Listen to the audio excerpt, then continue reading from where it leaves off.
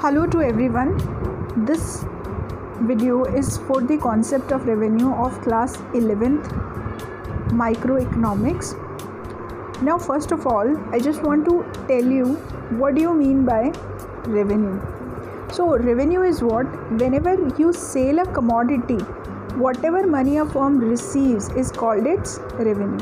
For example, there is one producer, एक producer है, वो सेल करता है बाइक्स, सपोज राइट, वो सेल करता है बाइक्स. अब ये जो प्रोड्यूसर है, अगर उसने 10 बाइक सेल की और एक बाइक 40,000 रुपीज़ की थी, यानी कि प्राइस कितनी है 40,000, कितनी बाइक सेल की 10, तो उसे क्या मिलेगा? उसे मिलेगा रेवेन्यू. कितना मिलेगा रेवेन्यू? दैट इज़ 40,000 इंटू 10, यानी कि 4 लाख रुपीज़ का उसको रेवेन्यू मिलेगा. So what is revenue? Revenue क्या है? रेवेन्यू का मतलब होता है जो भी हम सेल करते हैं. जैसे ये बाइक सेलर है, इसने 10 बाइक बेच के 4 लाख रुपीज़ अर्न किए, तो 4 lakh is known as revenue. So revenue is whatever we receive by selling a given amount of a commodity. एक टाइम में जितना भी हम सेल करते हैं और उससे जो भी हमें रिसीव होता है, मनी रिसीव होता है, उसको हम क्या कहते हैं? रेवेन्यू कहते हैं. चलिए, अब types of revenue. There are basically 3 types of revenue: total revenue, marginal revenue and average revenue. So first of all we will discuss about total revenue. Total revenue का मतलब क्या हुआ? By selling given quantity. जैसे for example 10 unit बेच के कितना मिला, 20 units बेच के कितना मिला, 40,000 की एक बाइक है, 10 यूनिट बेच के टोटल रेवेन्यू कितना मिलेगा? 4 लाख. 40,000 की बाइक है, 20 बाइक्स बेच के कितना मिलेगा? 80 lakhs etcetera. So when total revenue का मतलब होता है कि जितना भी आपकी क्वांटिटी है उसको अगर आप पूरा बेचते हो उससे कितना मिलता है. टोटल रेवेन्यू कैसे कैलकुलेट करेंगे? Quantity into prices. Quantity into prices is equal to total revenue. So total revenue is the total amount which we receive.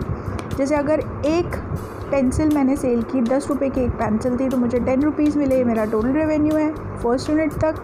Second unit पे 2 पेंसिल बेचती हूँ तो 20 रुपीज़ मिलेंगे, 3 पेंसिल सेल करेंगे तो 30 रुपीज़ मिलेंगे.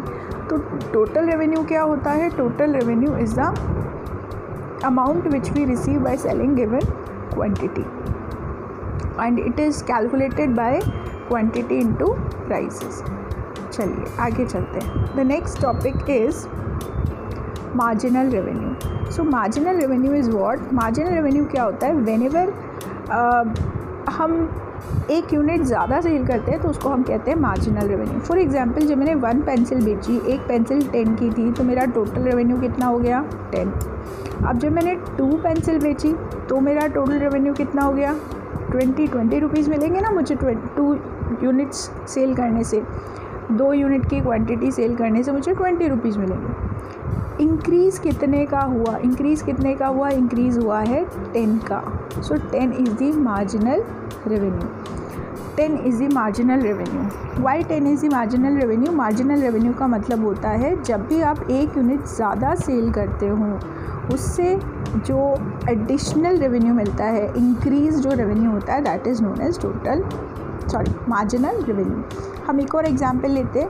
10 यूनिट मैं सेल कर रही थी, क्वांटिटी 10 यूनिट्स मैंने सेल की, प्राइस है फॉर एग्जांपल 20 रुपीज़. मैंने बर्गर परचेज़ किया 20 रुपीज़ का, 10 बर्गर मैंने सेल किए, 20 रुपये का एक बर्गर था, तो मेरा टोटल रेवेन्यू कितना होगा? 200 रुपीज़. अब मैंने 11 बर्गर सेल किया, प्राइस अगेन 20 रुपीज़, तो मुझे कितना मिलेगा? 220 रुपीज़. तो मेरा मार्जिनल रेवेन्यू कितना है? 20. मार्जिनल रेवेन्यू का मतलब होता है जो आप इंक्रीज़ कर रहे हो टोटल रेवेन्यू में, whatever amount you are increasing in total revenue by selling 1 more unit, एक यूनिट ज़्यादा सेल करने से. ओके फाइन, ठीक है. एवरेज रेवेन्यू क्या होता है? एवरेज रेवेन्यू का मतलब होता है एक यूनिट पे जो आपको मिल रहा है, पर यूनिट पे जो आपको मिल रहा है, पर यूनिट पे आपको कितना मिल रहा है रेवेन्यू. अगर आप 10 बर्गर बेचते हो प्राइस है 20 रुपीज़ की, तो आपको टोटल कितना मिलेगा 200, राइट।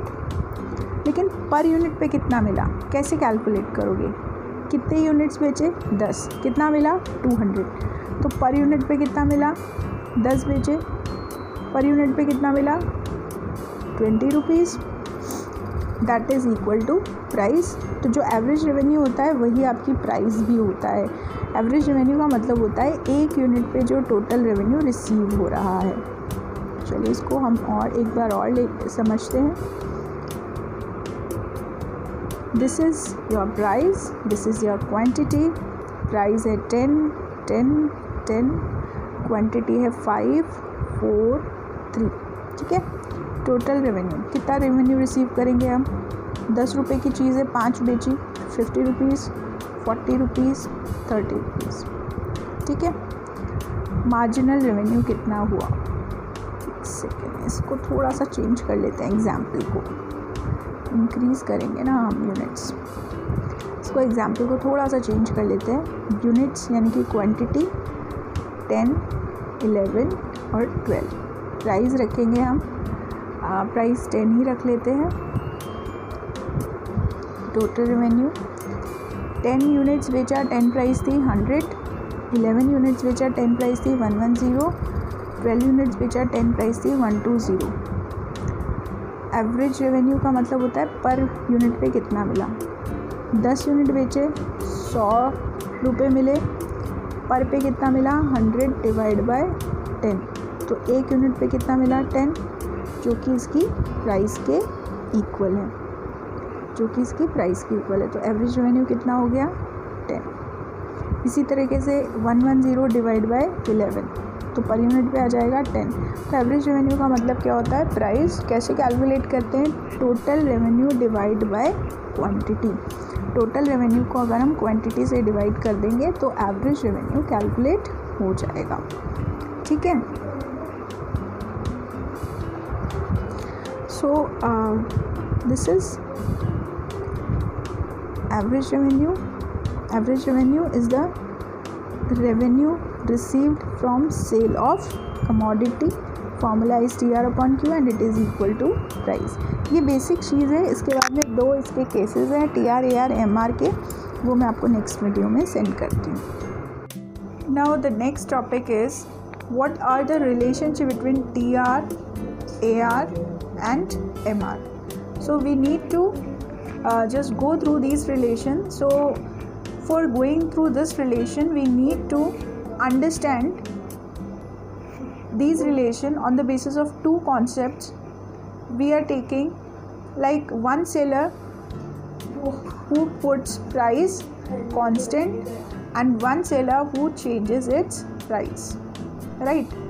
कई बार होता है ना कि हम लोग कुछ चीज़ खरीदने जाते हैं, कोई सेलर होता है वो बोलता है कि भाई जितना भी ख़रीदना है मेरी तो प्राइस कांस्टेंट रहेगी, मेरी प्राइसेस में कोई चेंज नहीं आएगा। जबकि कोई सेलर आपको ऐसा भी मिलेगा जो आपको ये बोलेगा कि आप प्राइस कम कर दूंगा ज़्यादा खरीदोगे तो, और कम खरीदोगे तो मैं आपकी प्राइस ज़्यादा चार्ज करूँगा। तो आप अपनी ज़िंदगी में जब भी परचेजिंग करने जाते हैं तो you can see both type of sellers, one who keeps their price constant and another who changes its price. So we will study TR, AR, MR relationship on the basis of 2 sellers, one who keeps price constant and one who changes its price.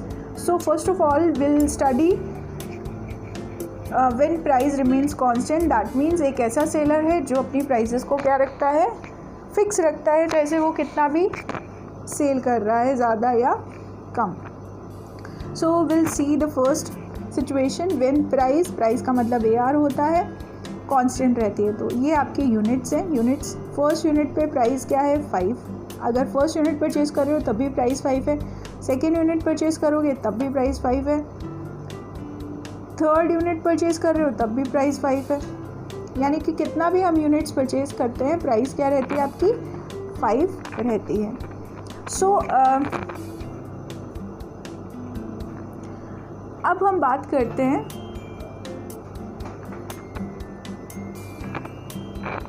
Now will talk about TR की। So when price remains constant, आप देखो first unit पे आपकी price कितनी है 5, तो TR कितना हो गया, एक यूनिट बेचोगे प्राइस 5 रुपये है तो टोटल रेवेन्यू कितना रिसीव करोगे 5 रुपीज़। एवरेज रेवेन्यू कैसे कैलकुलेट करते हो, टीआर अपॉन क्यू जो कि प्राइस के इक्वल होता है, ये कैलकुलेट हो जाएगा। एमआर क्या होता है, चेंज इन टीआर, टीआर में जो चेंजेस आते हैं। तो पहले फर्स्ट यूनिट पे 5 टीआर है, तो सेकेंड यूनिट इससे पहले कितनी यूनिट्स होंगी, फर्स्ट पे आपका 5 है राइट, फर्स्ट पे आपका 5 है तो इससे पहले कुछ भी नहीं बेच रहे होंगे, 0 पे आपका टीआर कितना होगा 0, तो कितना इंक्रीज़ हुआ है 0 से 5 कितना इंक्रीज़ हुआ है +5। Marginal revenue is a change in total revenue, total revenue में जो चेंज आता है उसको मार्जिनल रेवेन्यू कहते हैं। अब देखिए आप सेकेंड यूनिट पे आओगे तो आपका टीआर कितना है 10, तो अब कितना इंक्रीज़ आया है, अब भी कितना इंक्रीज़ आया है 5 का इंक्रीज़ आया है, तो देखिए 5, फिर 10 से आप 15 पे चले गए, कितना इंक्रीज़ आया 5 का, 15 से 20, 20 से 25, 5। तो जब प्राइस कांस्टेंट रहती है तो जैसे जैसे हम यूनिट सेल करते जाएंगे जो टीआर है वो तो इंक्रीज़ होता रहेगा 5, 10, 15 obviously. Average revenue price constant है, क्योंकि प्राइस कांस्टेंट तो एवरेज रेवेन्यू भी कांस्टेंट है, एवरेज रेवेन्यू और प्राइस एक ही होता है। और जो मार्जिनल रेवेन्यू आपका आएगा वो भी कैसा आएगा, कांस्टेंट आएगा। तो कुल मिला के बात सिर्फ इतनी सी है कि जब प्राइस कांस्टेंट रहती है तो टीआर जो है इट इज़ राइजिंग, बढ़ता हुआ है 5, 10, 15, 20, 25। जबकि एवरेज रेवेन्यू कैसा होगा, एवरेज रेवेन्यू कांस्टेंट होगा। मार्जिनल रेवेन्यू कैसा होगा, मार्जिनल रेवेन्यू भी कांस्टेंट होगा। तो पहले हम टीआर के बारे में बात करते हैं। When price remains constant TR is increases and increases at a constant rate. अब देखिए एक ही रेट से इंक्रीज़ हो रहा है, 5 से 10 हो रहा है, 10 से 15 हो रहा है, 15 से 20 हो रहा है, एक ही रेट से +5 +5 +5 कांस्टेंट रेट से इंक्रीज़ हो रहा है। 5 से 10 हुआ +5, 10 से 15 हुआ कितना प्लस हुआ +5, 15 से 20 हुआ कितना प्लस हुआ +5, 20 से 25 हुआ कितना प्लस हुआ +5। यानी कि total revenue is rising but rising at a constant rate. और जब भी कोई चीज़ कांस्टेंट रेट में राइज करती है तो जिसका कर्व बनता है वो एक स्ट्रेट लाइन बनता है। As you can see TR का कर्व स्ट्रेट लाइन बनेगा। अब इसका कर्व कैसे बनाएंगे हम, x यूनिट्स पे आपकी यूनिट्स रहेगी, y पे आपका टीआर रहेगा। फर्स्ट यूनिट पे कितना है 5, सेकेंड यूनिट पे कितना है 10, थर्ड यूनिट पे कितना है। तो अगर अपन इस तरीके से फॉर्म करेंगे तो total revenue will be like this. So in this way you are able to get the curve of total revenue। Total revenue का कर्व आप इस तरीके से कैलकुलेट कर सकते हो। जबकि AR और MR क्या है, कांस्टेंट है और इक्वल है। तो अगर हम AR और MR के बारे में लिखते हैं तो AR and MR curves are constant and they are equal to each other. अब इनके कर्व्स कैसे बनेंगे, जब भी कोई चीज़ कांस्टेंट होती है तो उसका जो कर्व बनता है वो पैरेलल टू एक्स एक्सिस बनेगा। यानी कि 1 पे भी 5 है, 2 यूनिट्स पे भी 5 है, 3 यूनिट्स पे भी 5 है, तो इनका कर्व कैसा बनेगा, parallel, horizontally parallel to X axis. As you can see from this diagram TR का curve upward sloping straight line है। क्यों स्ट्रेट लाइन है, क्योंकि कांस्टेंट रेट से बढ़ रहा है। जबकि AR MR कर्व कैसे बनेंगे, parallel to X axis. Okay, so this is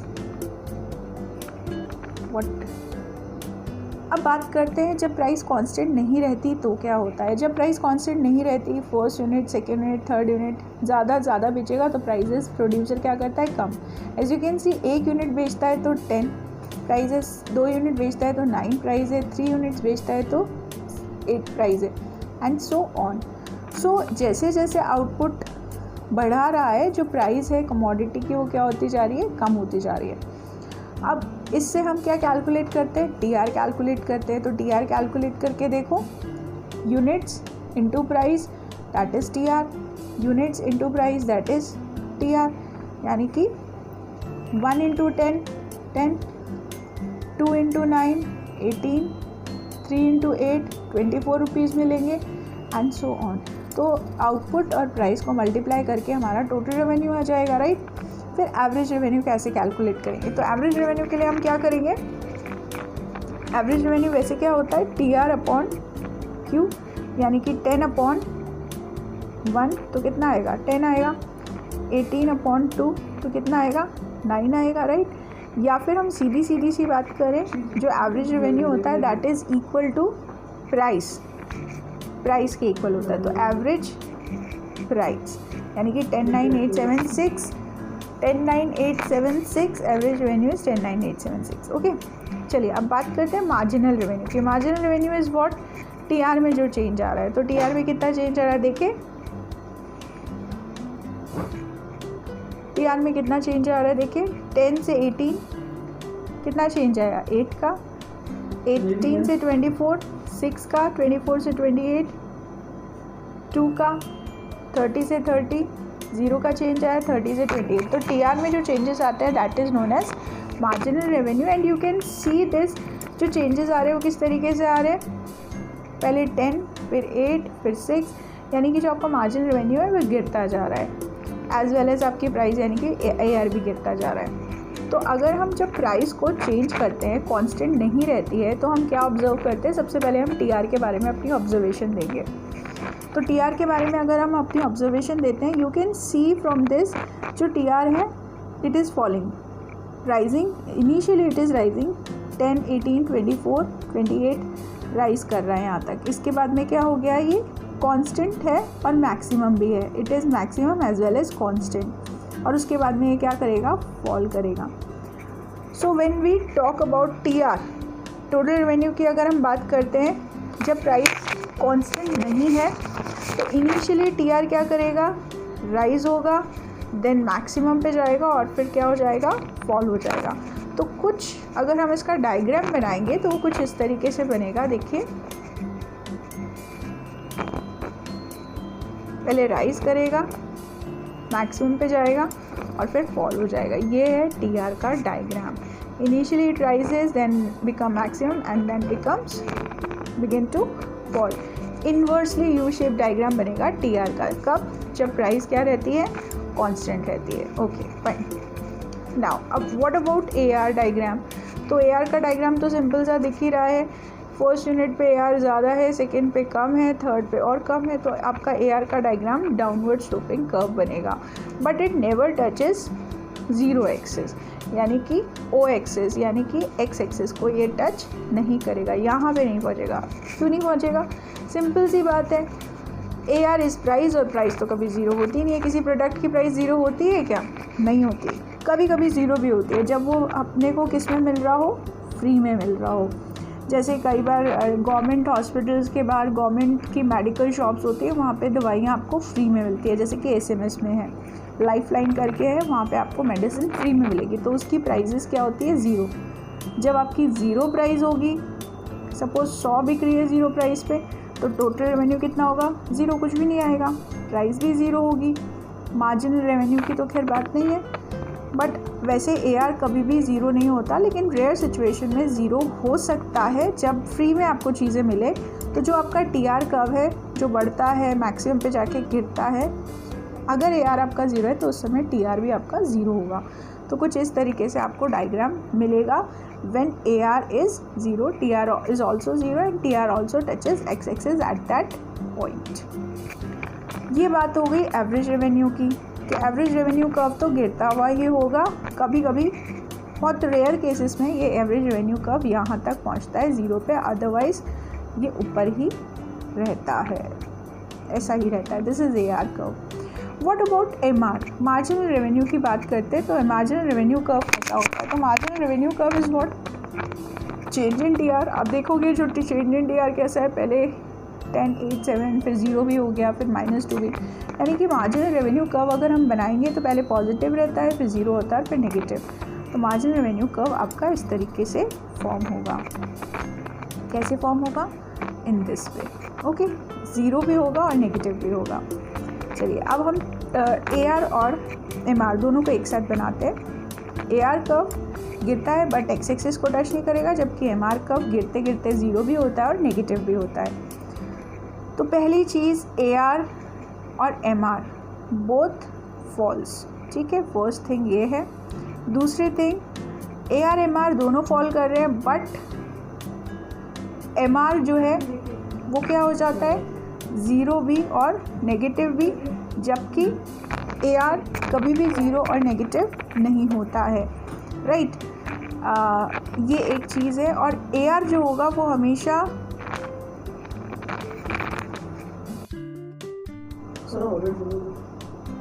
I was telling you कि जो AR और MR होता है दोनों गिरते हैं, right, both are falling, as you can see both are falling.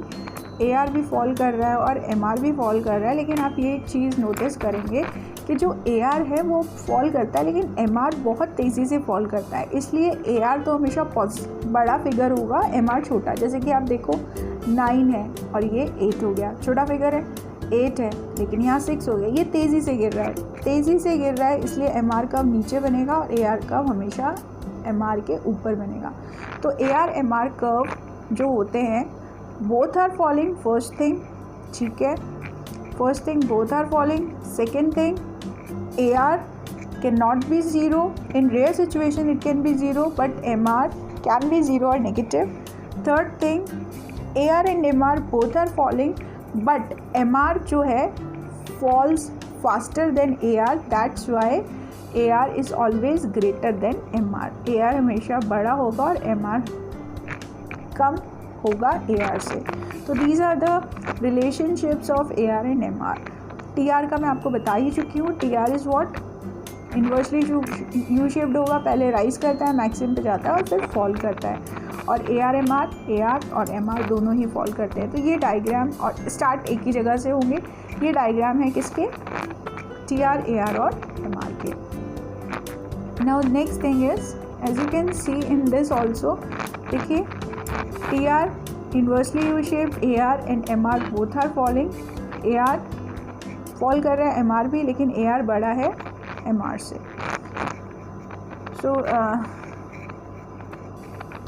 And the next thing is, अब producers revenue curve in different markets. तो अलग अलग मार्केट में रेवेन्यू कर्व्स कैसे होंगे। परफेक्ट कॉम्पिटिटिव मार्केट की अगर हम बात करें, परफेक्ट कॉम्पिटिटिव मार्केट में प्राइस कांस्टेंट रहती है।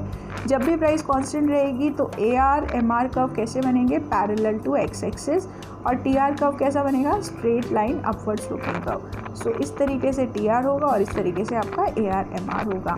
किसमें, परफेक्ट कॉम्पिटिटिव मार्केट में। क्यों, सिंपल सी बात है, हम पढ़ चुके हैं, जब प्राइस कांस्टेंट रहती है तो हमारा TR MR इस तरीके से बनता है। ओके, चलिए आगे चलते हैं। Revenue curves under monopoly and monopolistic, as these firms, ये जो मार्केट है कि आपकी सिलेबस से डिलीट हो गए तो हम इसको नहीं पढ़ते, लेकिन मैं आपको छोटा सा इसका ये बताना चाहूँगी, इन दोनों मार्केट में क्या होता है, प्राइजेस कांस्टेंट नहीं होती है।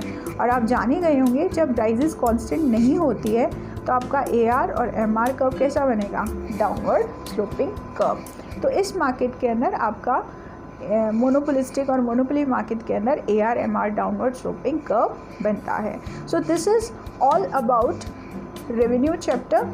अब इसमें क्वेश्चंस क्या आ सकते हैं, explain the relationship between MR and TR। MR और TR के बीच में रिलेशन क्या है, ये 3 मार्क्स का क्वेश्चन आ सकता है। बहुत सिंपल और बहुत ईजी सी चीज़ है MR और TR के बीच में relation.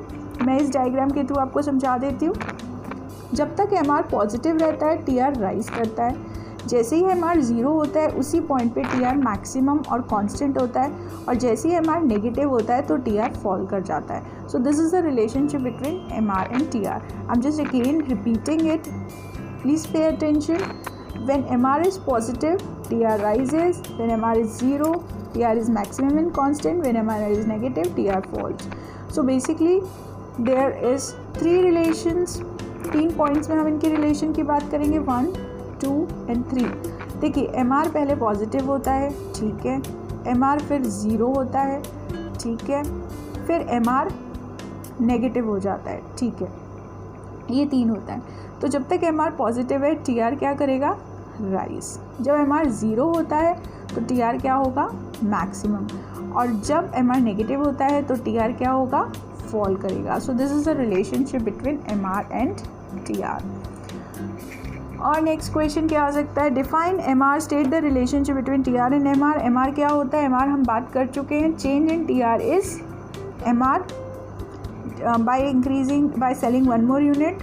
What changes in TR will result a decrease in MR? TR में क्या होगा, what change in TR will result in a decrease in MR? अगर एम आर डिक्रीज़ होता है तो टी आर में क्या चेंजेस हो सकते हैं। So when M R decreases, जब एम आर डिक्रीज़ हो रहा है तो टी आर राइज भी कर सकता है, मैक्सिमम भी हो सकता है और नेगेटिव भी हो सकता है। जैसे कि हमने देखा एम आर पूरा फॉल कर रहा है तो टी आर राइज भी कर रहा था, बस एम आर पॉजिटिव रहेगा तब तक राइज करेगा, ज़ीरो होगा मैक्सिमम पे होगा और नेगेटिव होगा तो फॉल करेगा। तो हम ये बोल सकते हैं कि व्हेन एम आर डिक्रीजेस तो T R can increases as well as can be maximum as well as can be fall. अच्छा, क्या होगा when increase in M R अगर इंक्रीज़ हो रहा है, अगर एम आर इंक्रीज़ हो रहा है तो टी आर राइज होगा और वो भी इंक्रीजिंग रेट से, क्योंकि एम आर में इंक्रीज़ है। जैसा कि हमने पढ़ा था, किस चैप्टर में हमने पढ़ा था, लॉ ऑफ वेरिएबल प्रोपोर्शन में, कि जब एम पी राइज होता है तो टी पी राइज होता है इंक्रीजिंग रेट पे। So this is all about T R and M R chapter.